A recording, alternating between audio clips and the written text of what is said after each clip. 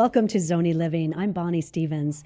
Get ready for a very raw and very real discussion about survival, whether you're on an African safari or a day hike in Sedona's Red Rock Wilderness. Our guest today has been called the world's foremost primitive expert. He's an Arizona wilderness survival instructor, best-selling author, and TV star. When you meet Cody Lundin, there will be no question what he's about. He's part caveman, part businessman, and Cody Lundin shows up authentically, wearing his brand with one goal: to teach you how to stay alive. He says self-reliance training will never go out of style. He also has a new television show, The Survival Show with Cody Lundin. I'm excited for you to meet him right now. Welcome, Cody. Hi, Bonnie. Thanks for having me on your show. Oh, it's great to have you here. I know you're coming to us from Prescott, and you've taught survival skills to thousands of people ages 7 to 80. Kids, city dwellers, and even experienced emergency personnel like search and rescue crews. You've operated your Aboriginal Living Skills School out of Prescott for more than 30 years. And now you have a television program. There is so much I want to talk about with you today, but let's start with your motivation for teaching survival skills. Your grandparents were a big influence on you. They were. My grandparents, they both sides, my mom and my dad, are from South Dakota. So right there, it tells you rural right off the bat. Huh. And they both, of course, went through the Depression. And so I grew up around grandparents with root cellars that were, frankly, chopping the heads off of chickens, Oh my growing goodness. their plants, growing their gardens. They were back to the land people. And the salt of that connection was self-reliance. And so because I had rural grandparents that were, frankly, pretty poor for most of their lives, they lived with what they could gather, sometimes hunting, definitely growing, working with their neighbors. It was called, back in the day, it was called cooperation.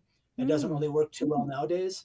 Huh. But I got a big inspiration from watching them just do their thing on a South Dakota landscape, being confident, being self-reliant, and that was hugely inspirational for me as a kid. Absolutely. It shows today. And Arizona, of course, is such a beautiful state, and we're lucky to have you here. We have a great variety of ecosystems, as you know, gorgeous rock formations, wide open spaces, canyons, and wilderness areas that really just call out to all the explorer in all of us. So one of the fundamentals for being outdoors in Arizona is having enough water. My dad drilled this into me. Now, you talk about this a lot, and also myths about water. You also discuss wildlife like rattlesnakes, of course, and even hungry black bear, and also a big deal here, exposure to the heat and even the cold. People get into trouble with our temperature extremes all the time. Let's start with water, Cody. What do you have to say about water in Arizona? Drink it and know where it is because you're dead without it. Like you brought up, Arizona is an awesome place to recreate. We have 12 different biotic life zones, 3 geographical provinces, and all 4 North American deserts. So it's a great place to go from what looks like Canada to what looks like Mexico, but a lot of it is arid landscape, like you brought up. So you've got to know where your water is, and or you've got to bring it with you. There's a lot of mythology from drinking your pee to putting a spigot into a barrel cactus, thinking you're going to get water. And of course, that's all BS, and that can cost you your life. So we have an awesome state to recreate, but you have to take the water with you, know where it's at. That's non-negotiable. Okay, so two takeaways here. Do not drink your urine, and do not cut open a barrel cactus and try to try to pull some water out of that. Correct. No, the cactus are protected by Arizona law, right? And now, if you're in a survival situation, the laws can go right out the window, I right? think so If too. you're gonna, if your life's on the line, Sure. the laws can take a back seat. But there's not really water in these cactus. It's plant juice, and someone might have an allergy to that. I've done a lot of experiments with cactuses on private land. You don't want to mess with it. It's an exotic that's out there in the books where people haven't really tried what they're writing about. The drinking your pee thing was a unfortunate thing that started on nonsense TV survival shows. I've since tried to correct that. You don't want to do that either. What you could do with urine in a desert survival situation is wet certain elements of your clothing, especially head neck area. Because if we go into hyperthermia, which is what we're talking about now, it's the classic desert survival way to die is called hyperthermia. It's a rise in core body temperature from 98.6 to a dangerous temperature. And of course, dehydration is the ugly brother that goes with hyperthermia. What you could do is take any sort of water source that was unpalatable. In other words, you shouldn't be drinking it, Uh-huh. and put it on elements of your clothing, the head area, especially because you have a lot of blood vessels up here. The neck, you have the carotids and the jugular veins, highly susceptible to heat loss and gain. So if you had to pee, let's say you pee on a bandana and you could wrap that around your neck and you get a vital cooling effect from that. And I know it sounds nasty, but we're dealing with people's safety. Sure. That's what I do is I deal with trying to not have people die. And you do what you got to do out in the field to get out of that situation alive. Yeah, well, thank you for that. That I think I could do. Well, your goal, of course, is not to scare us, but to help us stay calm, think logically, and start our journeys being prepared and educated. That being said, Arizona has plenty of creatures and plants that can hurt us: scorpions, black widow spiders, rattlesnakes, mountain lions, black bear, and let's not forget about the many species of cactus. How do you prepare your students for encounters? Let's start with wildlife. Yeah, I mean, Arizona is a pretty freaky place if you're from New Hampshire. I've If heard you've that, been here for yes, a while, like I know you're an Arizona gal. I don't know for how many years. almost I'm an forever. Arizona guy. It's less freaky. Anything is when you're used to it. Now, if I was in downtown Manhattan walking in the wrong neighborhood at midnight, it's going to be weird for me, right? Because that's not Right. the bioregion I'm used Sure. to. But what I'm trying to say is, yeah, all that stuff is out there, and you're correct because that's home, right, for all these Hmm. creatures. But from all my years in the backcountry and how people come home mostly dead, you hit the nail on the head prior. It's thermoregulation or lack thereof. It's hypothermia, which is classic winter survival. Your core temperature gets too low, or it's hyperthermia, desert survival, when the core temperature gets too hot. And the way that happens: conduction, convection, radiation, long and short wave evaporation, respiration, things called physics about how bodies from a chicken to a human being lose heat to the environment in the wintertime or gain heat in our desert environments. So the black widows, the brown spiders, all of it's out there. But what I'm saying is I've had very little contact. Yeah, I've seen a lot of rattlesnakes, but they just want to go their own way. There's a lot of boogeyman stuff out there, and a lot of misplaced fear. Not that you shouldn't be paying attention, but the biggest killer by far is, wow, it's really cold, and wow, it's really hot. Yes, I like that. Keep it in perspective about what the real dangers are. So let's say you're on a day hike. You get maybe 3 miles out into the desert on the outskirts of the greater Phoenix area, and you get too close to a jumping cholla, or you fall off your mountain bike onto a prickly pear. What's the best thing to do? After you say ouch and pick yourself up and get out of the cactus patch, um, one thing I carry with me in my survival kit, because we're in our great state of Arizona, is one of those old black hair combs. And it's not just because I have long hair. What you can do is take that comb. If you jumping cholla, we've all been there, right? Sure, yes. Especially the family dog. You Oh, can take that comb, put it between your flesh and the cactus pad, and quickly pull and flick it onto someone you don't like. I'm kidding about the last part, but that's a way you can get that pad out. Now, I've taken sticks, I've taken a couple flat rocks, we've tried it all. right. But if you happen to have a comb, again, it's lightweight, cheap, doesn't take any space. If you recreate a lot in our lower deserts, take it, because it'll make your life a lot less painful. Then I go in with the glockids or the spines and go in with my tweezers, which are also mandatory in Hmm. Arizona, and pick out the offending things that will never come out. Some people say you can then take duct tape and get the glockids out. Glockid is actually Greek for little spear. It's the tiny little spines that are under the major spine. I never really go that far with it, but if you wanted to, you could. Okay, well, I love that you brought up the comb because that's actually happened to me where I've had a comb in my backpack and we've come upon some hikers that are from somewhere else, and she actually reached out. I think she thought that the cholla was something furry. She reached out to it, and before you know it, it's in her hand, and then she's got her fingers wrapped around it, and she doesn't know what to do. And her boyfriend's just about to reach in also, and that's where we stopped and shouted to her, nobody move. We found our combs and we were able to get it out. I mean, it was painful, and those guys like to hang on. I think they're called hitchhikers. They like to go hang on to Cool. anything that's coming nearby. So great tip. The tweezers is a good idea. I'll have to put that in my Yeah. backpack as well. Yeah, and again, it's lightweight, cheap. You can get them at the dollar store. And one thing about the spines about teddy bear cholla is when they hit moisture, they have a papery sheath. That's why they look all furry and I want to hug the thing, which no, of Yes. course, no, you don't. But as soon as the end of that spine hits moisture, it actually does this. And that's why it hurts like hell when you pull those out Yes. specifically. And of course, they're going to bleed, is because that spine, when it senses moisture, actually has a slight bend to it. So they're particularly ferocious, although they look all cuddly, which they're not. Yeah, don't be fooled.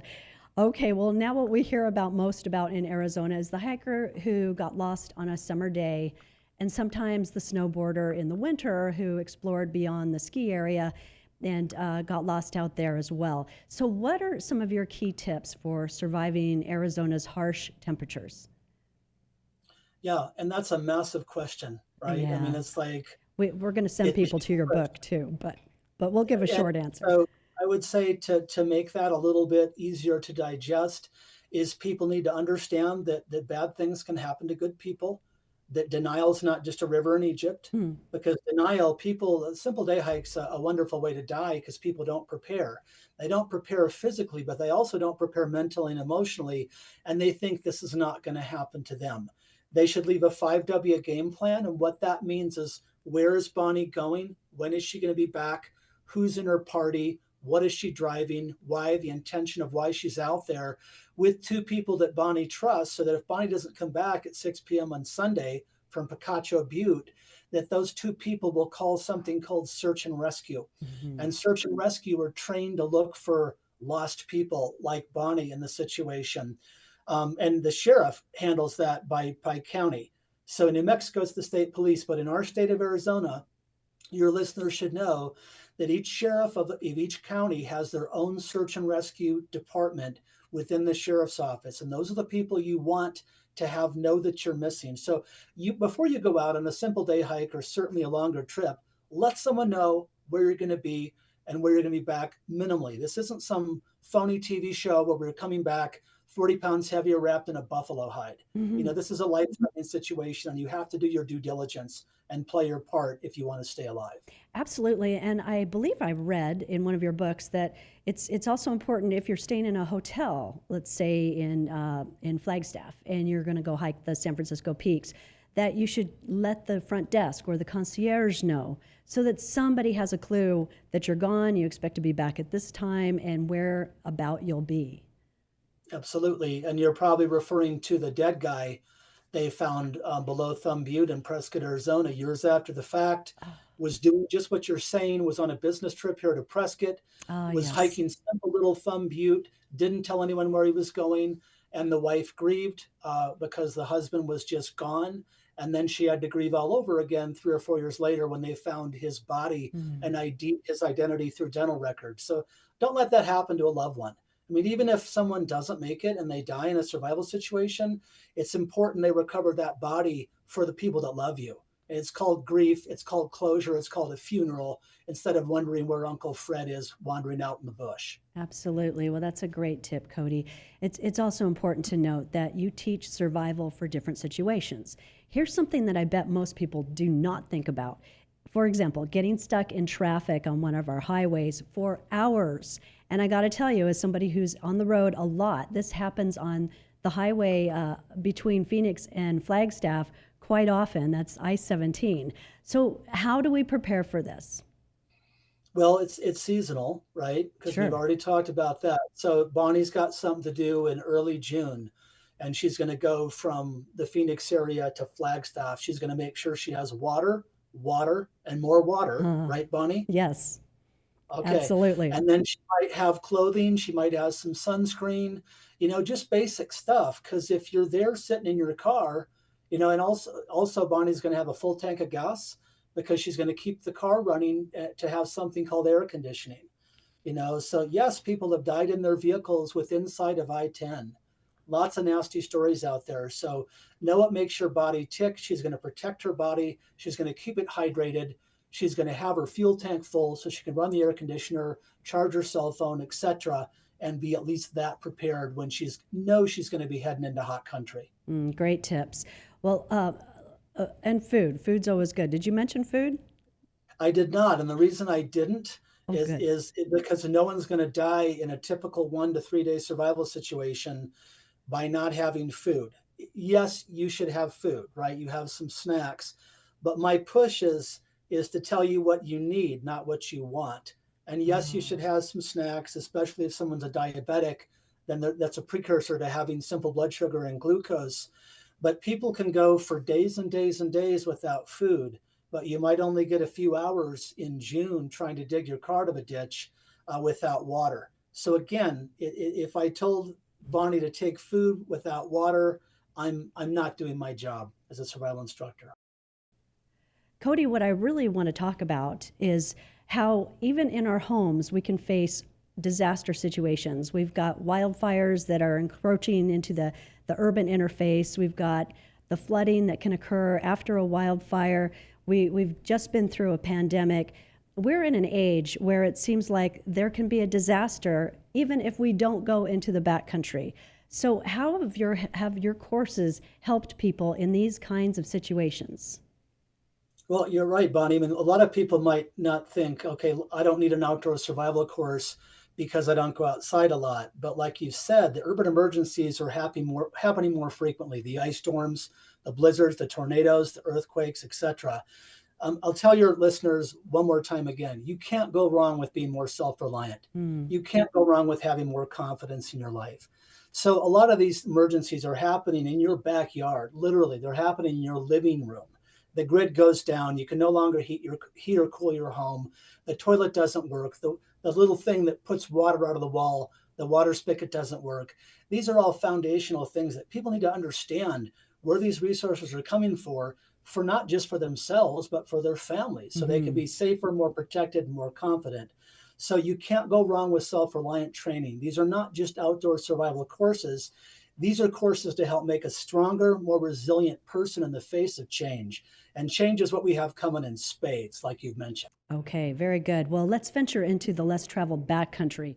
What are some of the most common survival issues that come up here beyond exposure to the elements? Okay. We know thermoregulation's big, hypo and hyperthermia. People getting lost is a big one.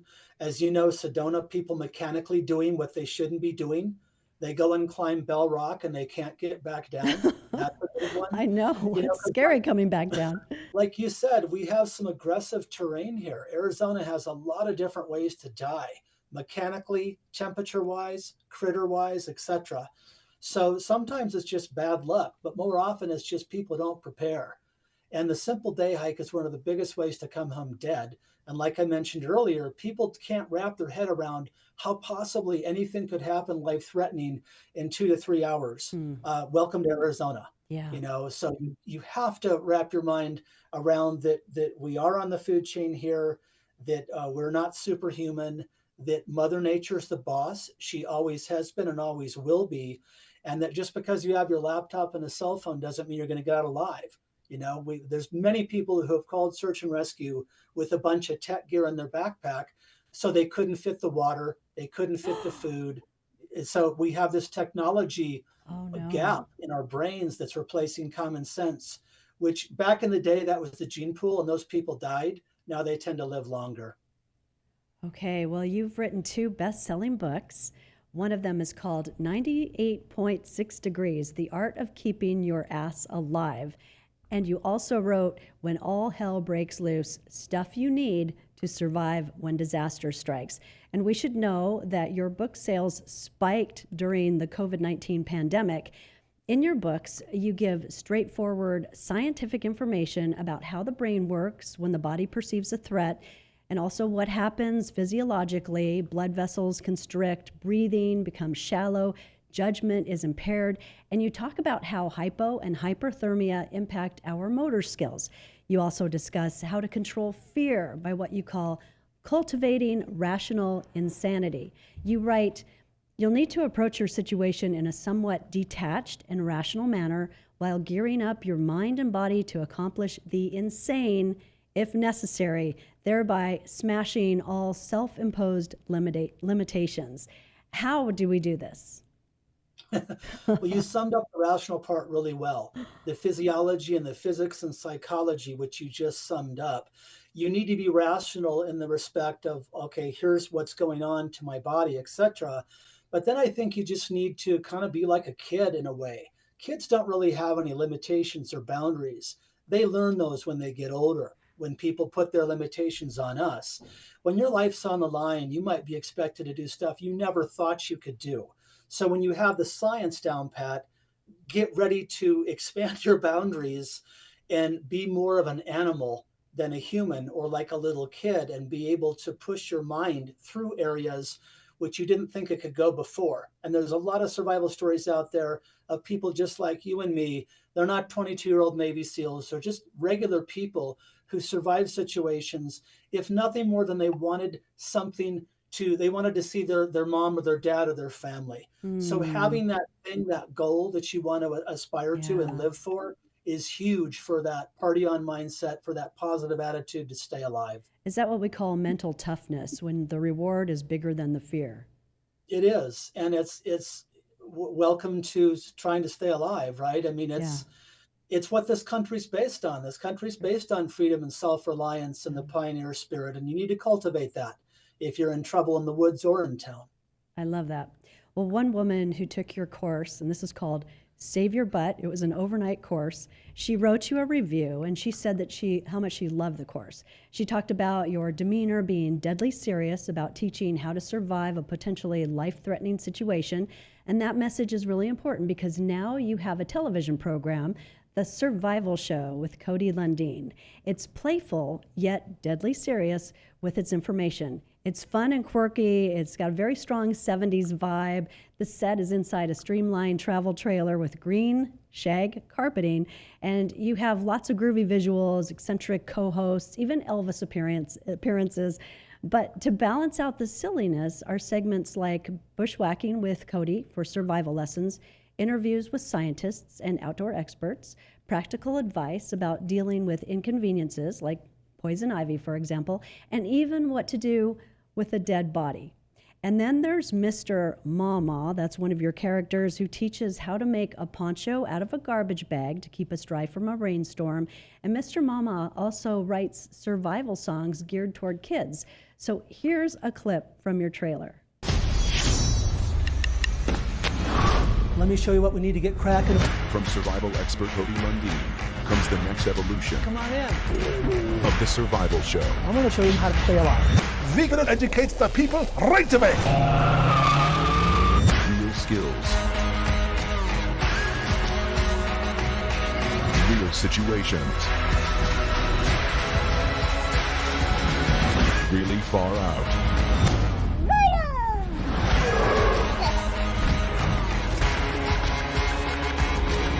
The Survival Show, coming soon. Cody, with all the survival information that you share on the Survival Show with Cody Lundin, unlike other survival shows, this is not a reality show. Why did you choose a scripted format, and who is your target audience? My target audience is anyone who wants to have more self-reliance and confidence in their life. And the reason I chose not a reality show is, one, there's not a lot of reality in reality shows. Mm-hmm. There's a lot of deception that goes on. When you're dealing with people's safety, that's unacceptable. And the other reason I chose a more scripted format is, you're right. I wanted to do something, and I was, too damn young to understand. I don't think I would have lived through the 1970s if I was a teenager, if you know what I'm saying. But the 70s is just fun, white go-go boots, green shag carpet. And back in the day, Gilligan's Island, Bewitched, all those shows, I wanted to have a television show that was like vintage TV, where you actually had a jingle that was about 45 to 50 seconds long, like the Survival Show song is. So I couched even the credits of my show. I looked up Star Trek and all the old style stuff. And I tried to make it kind of vintage TV when it was fun, when you have a little bit more time to watch, when the jingle could get stuck in your head, etc. And so that's part of the reason I chose that format. And it's honest. My co-host, yeah, I have some crazy co-hosts, but the information on the survival show was vetted through a professional survival instructor. And when you're dealing with people's safety, that's important. And so it was important for me to have an honest take on my profession. And also, I'm a teacher. And so I've spent 30 plus years watching people, either they're falling asleep on their desk or they're paying attention to me, looking me in my eyes. So I understand what gets people's attention. And unfortunately, nowadays, you need to entertain people to teach them, because our attention span is that of a gnat. So all those reasons and more are why I push this format that's pretty far out, but it's designed to keep your attention, to hold it, and help you how potentially to live through an emergency scenario. And I'd like to point out that you are so authentically you. Tell us about your daily life. For example, let's talk about where you live. It's boring stuff, Bonnie. It's like, they would never make a reality show out of my life. Well, your home, My for home is example. underground. I live on a homestead. I work my butt off most of the day. It's based on survival skills. There's a lot of bureaucracy in what I do. It's very unromantic, but the cool parts is I'm outside a lot. Yeah. And I get to go recon my areas. And recon to me means I'm going to, gather plants in this area or check this out for clients. I got a course coming up this weekend. I just taught the weekend before last. I've had 3 courses this month already. So I adore what I do. I'm passionate about what I do. I can't think of any higher calling than to try to keep people safe. And it really is a rewarding and fulfilling role that for me. And look at me. Who the hell is going to hire me? Right? I have to be self-employed. I'll find a job for you, Cody. Thank you. You've also appeared on major network news programs, talk shows, and in news publications, including, it's a crazy big list, like the Today Show, Good Morning America, NBC Dateline, USA Today, the New York Times, and even the BBC. So we're so honored that you joined us here on Zonie Living, and we're so lucky to have you here in Arizona, teaching so many people how to be safe and how to stay alive in the city and the backcountry. Thank you so much for sharing such great information, and we wish you the best of luck with all that you do and your new TV program as well. Thank you, Bonnie. Thank you for having me on your show. It was really fun, Cody. We'll see you again soon. Okay. Bye-bye. Bye-bye. You can purchase Cody Lundin's books, 98.6 Degrees, The Art of Keeping Your Ass Alive, and When All Hell Breaks Loose, stuff you need to survive when disaster strikes. They're on his website at codylundin.com. You can also find out about upcoming survival courses from his Aboriginal Living Skills School and learn how to connect with the new program, The Survival Show with Cody Lundin. Information about all of this and more is on his website, codylundin.com. You can read more about Cody at quadcitiesbusinessnews.com and flagstaffbusinessnews.com. Cody Lundin says we all need basic survival skills, and he fills his courses every year. They focus on urban preparedness, modern outdoor survival skills, and also primitive living skills. So I hope you've enjoyed today's program and picked up some tips on being safe outdoors in Arizona or during a natural disaster, wherever you might be. This is Zonie Living, business, adventure, and leadership. I'm Bonnie Stevens.